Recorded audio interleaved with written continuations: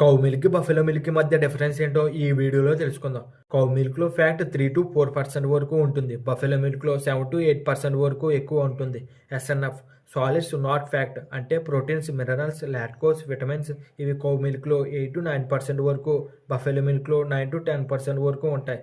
మళ్ళీ ఈ ప్రోటీన్స్‌లో క్యాసిన్ protein 18%, whey protein 20% ఉంటుంది.